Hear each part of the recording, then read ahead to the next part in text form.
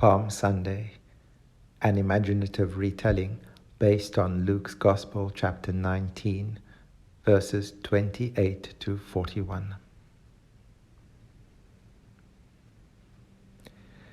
As he made his way to Jerusalem, much had been weighing heavily on Jesus' heart and mind, no less the injustices and gross imbalance of power Jesus and his people had endured for many lifetimes. As he journeyed there, Jesus made two important stops. The first was to the home of a wealthy friend, Zacchaeus, who lived in Jericho. Jesus' friendship with Zacchaeus was unsettling. Many questioned and grumbled about it. Zacchaeus, like other Jewish tax collectors of first century Palestine, was regarded as a collaborator with Rome the oppressor. But this did not stop Jesus from enjoying a friendship with him.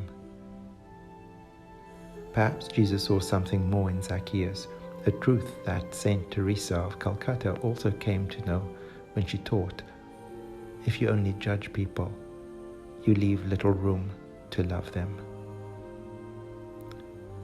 Perhaps Jesus found that there was an honesty and generosity buried deep within Zacchaeus.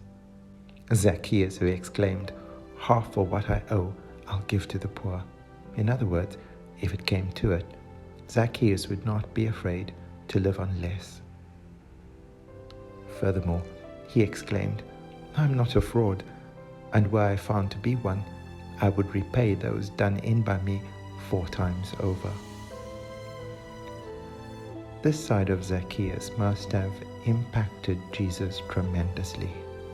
Jesus, who preached the kingdom of equality and justice, one of outrageous compassion, as opposed to the ruthlessness and cruelty they lived under in an occupied land.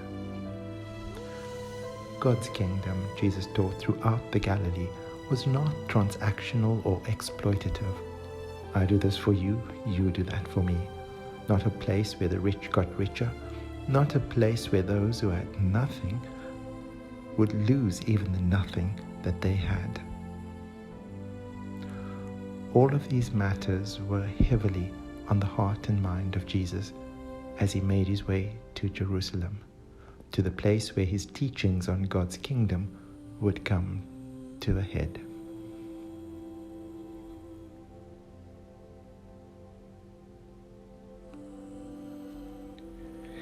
I suspect that his wealthy friends helped him strategize, helped him paint vividly how different, alternative, upstream God's kingdom really was.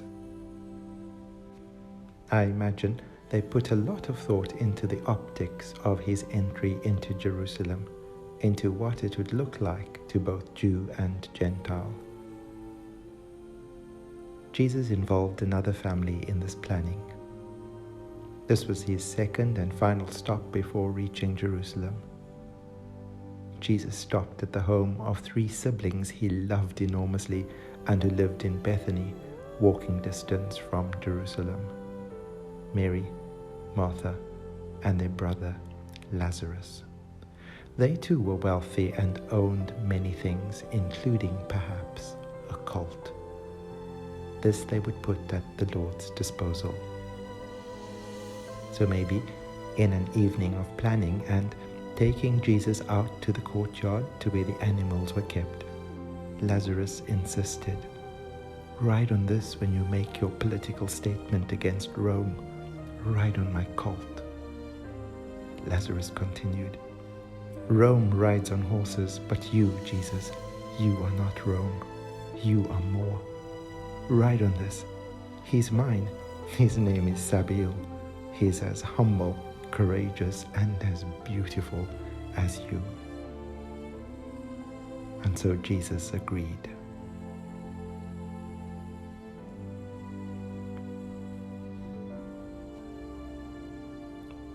Mary, who had learnt to read, brought out from the main house a scroll which had been in the family for many generations. It was from the prophet Zechariah. She counseled Jesus to enter Jerusalem from the side of the Mount of Olives, because that was where the Messiah would come from. that would resonate profoundly with Jewish hearts gathered for Passover. Jesus became quite tearful. "You two make me braver than I am." Then he kissed them both. Martha stood at a distance, watching with a heart bursting of pride. In her hands she held a warm rug meant for Jesus. How far they had all come. Winter was now approaching.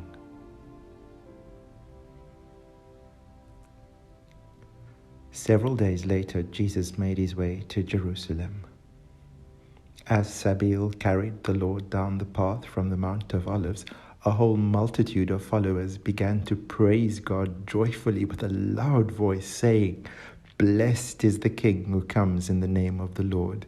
Peace in heaven and glory in the highest heaven." They were so overcome with joy that they strewed the path with their clothes, saying in effect, "My security, my shelter is in you, Jesus."